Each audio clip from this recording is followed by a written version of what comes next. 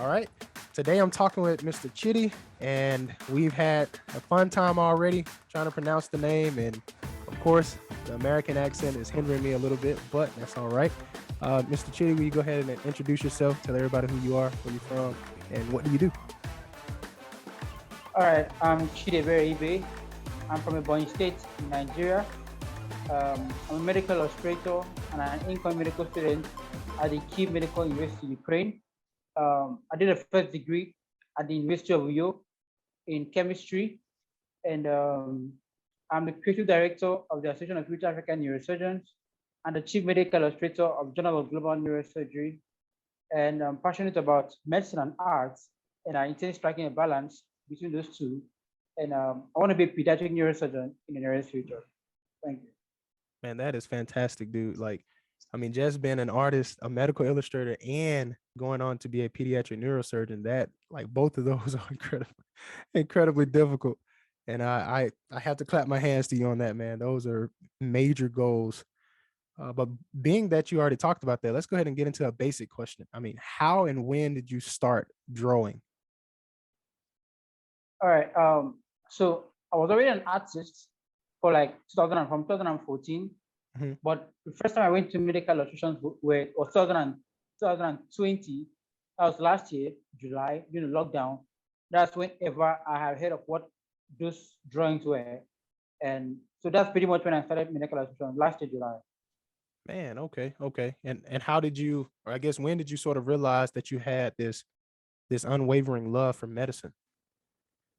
From the first time I started thinking of myself, I mean, the first career I ever wanted was to be a medical doctor, but it has been a very difficult journey getting to medical school here in Nigeria. So that has been the first ever career I wanted to do, and I kept on pushing and pushing for years up until now. If you don't mind me asking too, this just came into my mind actually. If you had to just say one piece of it that was super incredibly difficult as far as getting into medical school and working your way through that, what was the most difficult part? The difficult part was that, first of all, I tried medical school for 5 good years, and I wasn't admitted to medical school. So for reasons I didn't know why, so I kept trying. Even while I was in my undergraduate degree in chemistry, my second year, I wrote the exam for medical school again. I wasn't admitted. And my final year also, I wasn't also admitted also. And for the reasons why I don't know why I wasn't admitted, but I mean, I just kept on pushing and pushing. But thank God for today. I mean, I got Man, admitted in Ukraine and it's going to go out very well. man, see, that's a lesson for all of us then. Just keep striving towards your goals. No matter if you get turned down the first time, keep pushing, keep pushing. Uh I mean, how did your love for drawing and medicine lead you to become a medical illustrator? All right, so that's pretty much because I wanted to be a pediatric neurosurgeon. So because I had a couple of creative skills, I was a graphic designer before medical illustration. So during the lockdown, I knew I loved drawing and I loved medicine, but I never knew that there was a bridge between the which of medical illustrations. So but during the lockdown, I reached out to this group on Facebook, the Association of East African Neurosurgeons, which I'm currently serving as the creative director. So I reached out to them and said, I wanted to do graphic designs for them, that they should pay me because I was actually broke during the lockdown. So, and they said there were no funds to pay me. I quickly said I wanted to volunteer. So at the point of volunteering, that's where I met my mentor, Dr. Ulrich Sydney, who saw my drawings and said, okay, why not go into medical illustration? Because there's a field like that. I had never heard of such fields like that. And so that's where the whole interest of combining arts and medicine came up. I mean, so I pretty much loved it, but it was difficult at the start. It was very difficult at the start. So as I continue, I'll just talk about how it went on. And what made it so difficult at the start, if you don't mind me asking? All right. So here in Nigeria, we have a lot of power supply issue. Okay, so you could stay like a week and not have power supply. So what I did was for like a year, and I kept going to church but from my house to a church is about a 1 hour drive. So I go to church every day for 1 good year so I could get power supply and to learn medical illustration, because of course you need a power supply to be able to teach yourself all of this. So It was a difficult journey for me. So for good year, I was paying my way to church every day, learn this thing. And as I did, I had just a very old computer and a computer mouse to teach myself all of this. So those were pretty much challenges. And of course, there were no tutorials online, no YouTube tutorials to, I mean, more like if you want to learn photo editing, you would see tutorials on YouTube about photo editing or audio editing, but there are no tutorials on YouTube about how to do make illustrations. So I was basically teaching myself everything that I had learned, and which made it very difficult for me. But I mean, I never gave up on because I loved it and I wanted to learn it. I mean, so that's pretty much the challenge I had passed through my journey. So I gotta ask you too, man, because I'm looking at you and you look pretty young. I mean, how old are you? I'm 25. You 20? What? And you? Oh my goodness, man. I'm 24, man. Oh my goodness.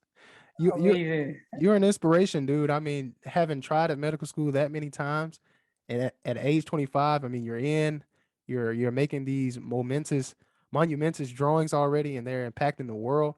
I mean, I want to dive a little bit more into that too. Like, how do you? I guess. Well, let me ask you this question: why strive to become a pediatric surgeon, and like, what exactly will your job entail as a pediatric surgeon? So my job will entail that I take care of children based on neurosurgical defects. Okay, so children that for example, like hydrocephalus. Okay, children that have aneurysm. So it's just focused on children brain surgery. So when children have brain defects, for example, if children have conjoined, like for example, conjoined twins, okay, who are joined on the brain. I mean, that would be my job. Okay, as a neurosurgeon Right. to work towards separating those twins. I mean, that's pretty what I want to do. So have you noticed like a I don't know, like a discrepancy or a problem in the realm of pediatric neurosurgeon, which sort of led you there, and you wanted to sort of maybe fix or rectify that issue? Not particularly, but being that I love children a lot, and I love children, and I love medicine, I love the brain, and being that my mom died of cancer, so that has always been the major push, to give children. I mean, that happened at a very young age in my life. So to give children, to take that pain away, the pain they could have experienced at the early stage of their life, but through neurosurgery to give, I mean, it gives me so much joy that I see children very happy. I mean, I feel fulfilled when I see children happy and they have that joy. So not like I particularly seen a problem to solve in neurosurgery. I mean, until I get to the field yet, so when I'm training, of course, I'll say problem to solve. For now, I want to render my services to the health sector to children, to give them hope, to give them that joy that most children could never afford. Man, so like I know most people who maybe go into the medical field and they strive for something of this magnitude, it's usually because of I don't know a family something in their family history that they don't want to happen to someone else, or they're trying to learn more about it so they can assist others and keep them from having to go through the same pain. Is there something that may be happening in your family that you're trying to keep other people from experiencing, or All right. So as I earlier said, my mom died at the rate she died of ovarian cancer. Died of cancer, and sadly, I was the one who witnessed the death among my family, and that really got to me. I mean, before then, I had passion for medicine already, but that was a more that was a prompt to not give up on my dream. And so growing up, I never had this deep connection with my parents. I mean, we didn't have this deep love because my parents were always out there trying to cater for us as children. I mean, we never had this bonding as a family. So all they just did was to provide our daily needs, okay, but not like I could share my personal issues with them, and because they went through a lot of health issues, and their focus was just to take care of their health issues. So this what health issues has created a disparity, has created a big gap between parents and their children. And so eventually I want to be able to, because I want to be pediatric neurosurgeon, also focusing on neuro-oncology, which is cancer of the brain. right? So being that my mom died of cancer, so I want to be able to also leverage or take that pain away through surgery and give children a hope and gives their future a meaning. Man, that is so awesome, man. Like that is a that's very heartbreaking. And the fact that you would take on such a incredible role and want to do that for little children, it definitely touches my soul, man. I have a son, have one son, and he's almost two, but he's like 17 months right now. So I just say one, he's one. But of course, in the technical terms, Yeah, you got to say how many months he is. So he's 17 months, and that really means a yeah. lot to me. So I guess the next question I want to get into is I've been seeing this a lot, via your Instagram page, and I've been dying to ask you this question. How do you plan to execute your vision of promoting diversity and inclusion in healthcare via your illustrations, your medical illustrations? All right. So it's actually very simple because after that work went viral, people already started changing their drawings to black illustrations. So I mean, people already sent me their work and said, from now on, my drawings will be in black skin. So it changed already happening. And for me personally, I want to be able to create materials, to create resources, because it will interesting to know that here in Nigeria, that the medical textbook that medical students use in Nigeria are in white skin. Mm. And also the public health sector, community health workers, which go to rural communities, interior villages here in Nigeria to advocate for staying safe from, for example, malaria or cholera or typhoid, being safe from all of this endemic or so. That is, community health workers go to these villages with white skin public health materials, and you're going to local women that cannot speak proper English. So eventually, I want to be able to provide these materials in black skin for community health workers to go to rural communities to make advocacy. Now, when this happens, and people see that this is already benefiting the health sector, the medical textbook will now adopt the system. Oh, that um, in American literature, that black illustration should also be juxtaposed with the white illustration. I mean, I'm not advocating that white drawing should totally be obliterated, Right, right. but that yes, but that if they are white drawings, that the black also should be placed with side by side with that, so that when you're studying, you can make comparisons to comparisons on skin, and of course, which will aid your study. So Right. that's just what I intend doing with drawing, that medical textbook, because that's the focus now. The medical textbook adopt this as a norm already, because this will give our children what to fall back to. Because now it's difficult to change the doctors already in training, but the medical students who are already in training are our target audience. So if we can imbibe this in their curriculum already, I believe the result out there would be much more better. No, you're right, man. I agree. I think there's something about because when I first saw it, I had never thought to myself, I thought about like, man, why we can't see, black pictures or illustrations when it comes to the medical field. I mean, I took human anatomy, and in that class, it was always white skin. And until I saw your illustrations, I didn't realize that my mind didn't have to wonder or think about it being black skin anymore. Because usually when I saw white skin, I would imagine like, okay, wait, it's black. I got to see black, because I can't really relate to it. But with your illustrations coming into play and then now becoming the norm in these textbooks, I think would be fantastic for people with darker skin. You know what I mean? So, I mean, I think that's a great way to do that, man, and for sure make the impact that you've already made on the world. But man, the best is yet to be seen, in my opinion, bro. So the next question I want to ask is, I know when I sent you the invitation, of course, everyone knows that the name of the podcast is Fourth Quarter Christianity, and so it is a religious based podcast. And I remember you text back and said, "Man, I love God," and so I want to dive into that a little bit and get your thoughts on this. I mean, how has your faith in God impacted you along this conquest and diversifying the medical field? And I wish the world will hear this right now, because I don't talk about this much in all the interviews I've had so far. So my faith in God is very important to me right now, because I'm a Christian. I love God to the core. And before this drawing went viral, I did something very, very, very. I mean, I had extended my faith. So now, before this happened, as I earlier said, I was denied a visa. Okay, so I had applied for visa to Ukraine. I was denied. I mean, I spent everything I had in my GoFundMe to pay for visa, and I was denied a visa. So at that point of being denied a visa, I was depressed, and because I didn't have money to start over all again, I didn't have school fees. I mean, I spent all I had to do visa, so I had no hope of school fees already. But something God so kind for the Spirit of God. So my elder brother spoke to me and said, "Why not sow a seed of faith into someone's life?"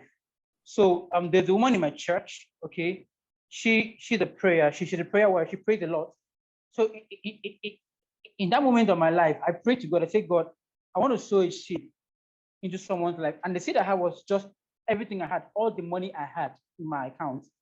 So I said, I want to sow a seed to somebody. So God showed me a woman to sow it in my church.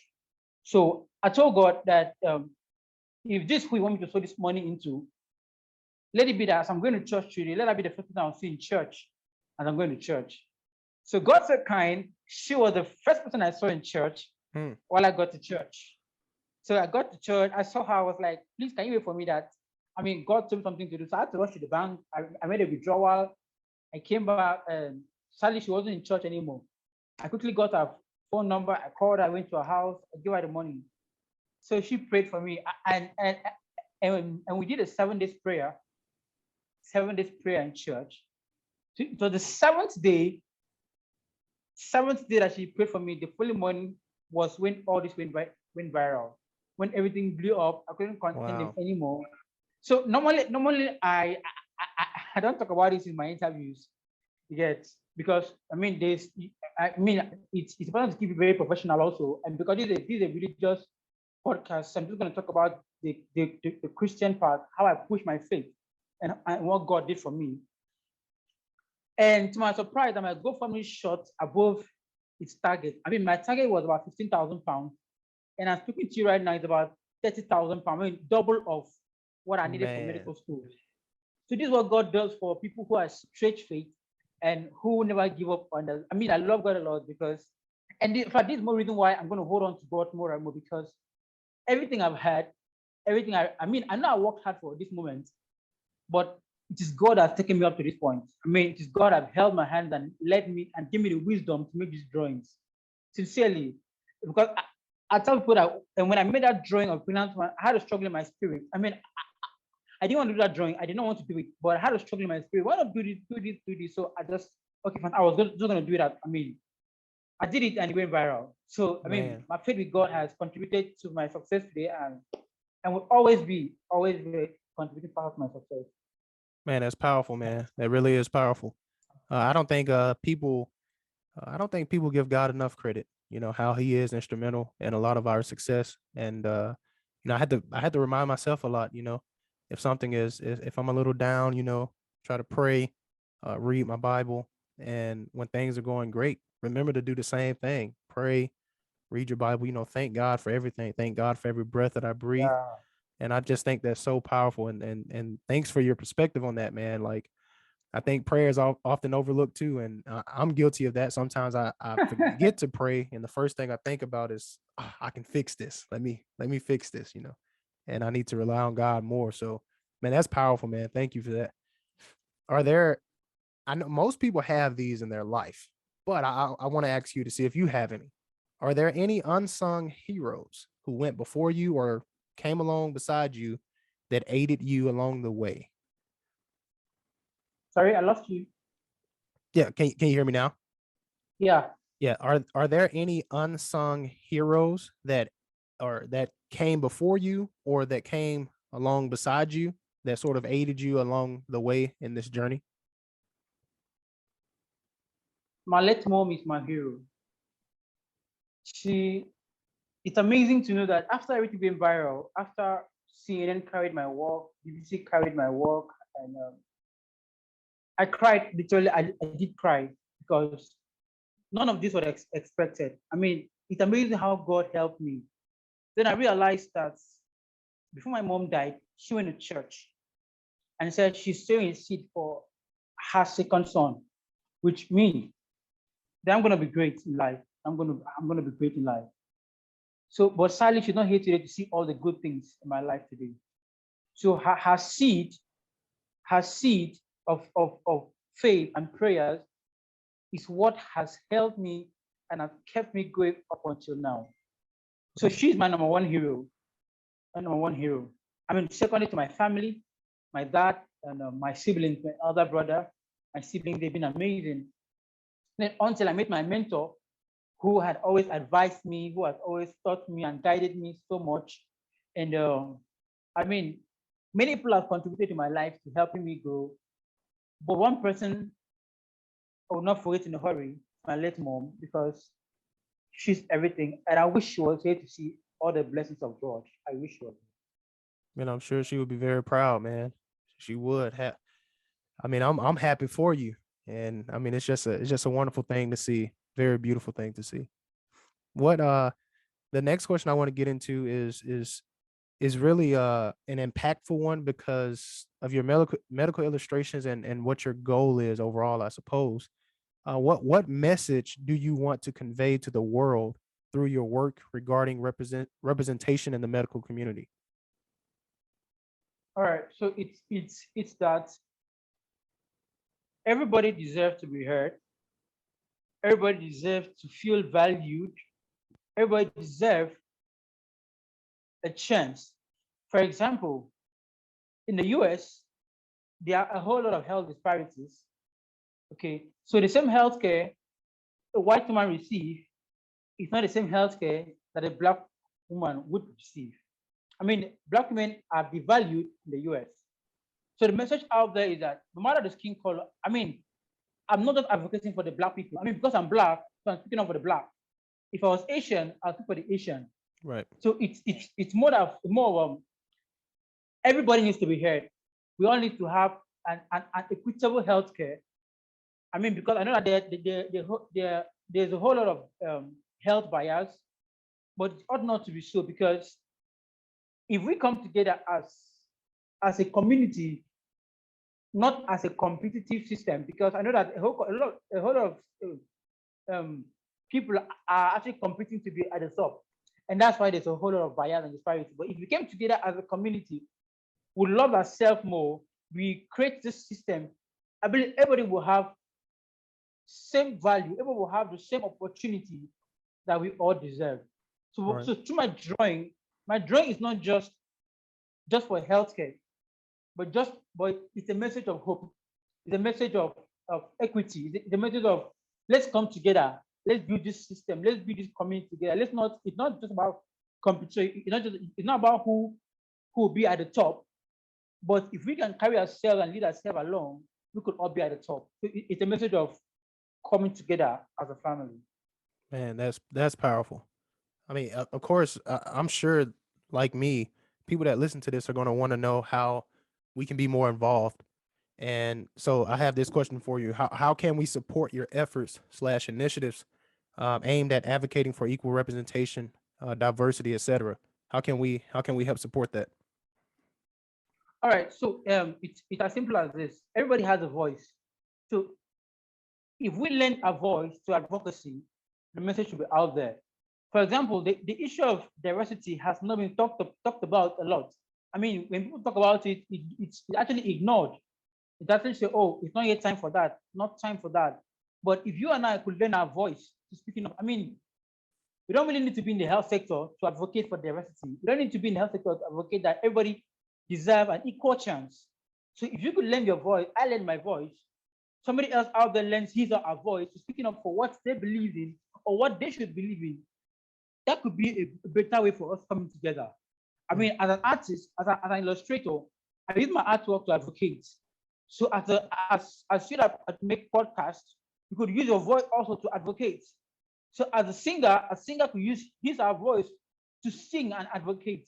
So everybody in your own field of endeavor coming together could use his or her voice, his or her mind to advocate. So that's where everybody can come together, not just artists, but everybody in the same field, in different field of endeavors, to come together and speak up for one thing. And I believe with that, the message will be out there. Look at that, great and simple, man. Just speak up, right? I think we can do that. I mean, it's getting harder and harder for people to speak nowadays. But yeah, just open our mouths and speak up. I love that. That's something that we can do. Um, Here's the last question I have for you. What practical advice do you have for young adults today who are trying to get into med school or aiming to impact the world in a positive way, and while at the same time living out their faith in God? Yeah, it's what an amazing question. Now, I know the issue of getting famous is that it's difficult to balance your fame and your spiritual life.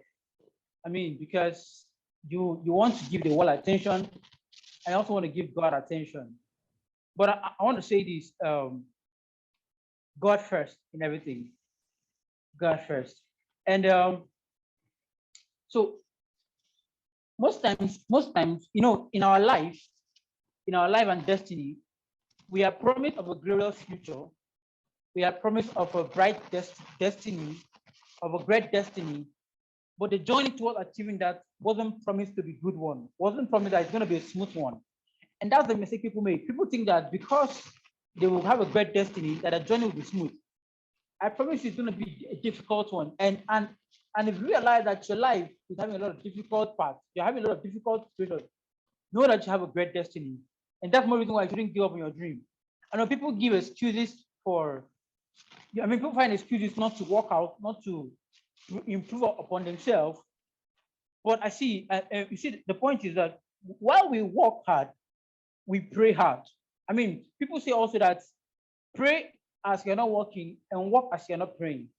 Because by then you balance these two things. Because I remember when in my life, things were very difficult in my life.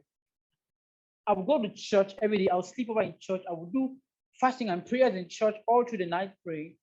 And I never knew that those things were seed I was sowing in my life. And I know that this way that the prayers, the answer going to be, those answers are going to come today. But I know that God created me for something very different. And but through prayers, I worked that out. So this is a call out to every Christian out there who's looking for making an impact. The greatest impact you could ever make is staying with God. Because when you stay with God, He gives you an idea, He gives you the revelation, He gives you the wisdom to making a difference. Because the difference with God is very loud. But the difference that you try to make might not be that loud. But when you stay with God to make that difference, He gives you the courage to maintain that success. So that's my message out there to every young person. Thank you. Amen. Well, there you have it, Chitty. Appreciate the conversation, man. And before we go, I just gotta ask you really quick because I know there are going to be some people that want to find you and look at the drawings, your medical illustrations that you've done so far. Would you tell everyone how they can find you? You can find me on my Instagram, which is a very illustrate, or my email. Mostly I respond to email faster, which is Chidiebere Ibe 24 at gmail.com. My Facebook, Chidiebere Ibe. My Twitter is a very illustrate. So basically that. So I think I respond to emails faster because Twitter is so inundating. So I'm not so fast to be on Twitter, but I respond to emails a lot faster. So Chidiebere24 at gmail.com is faster way to reach out to me. I mean, I'm so open to conversing with anybody right now. Well, fantastic, man. Thank you so much for the conversation, bro. I really appreciate you taking the invitation and accepting that, and just being willing to come on and share more than just your life story, man, but how you made it through this arduous journey. Like that, you have definitely inspired me, and that was very incredible. Thank you so much. Thank you for having me. Thank you.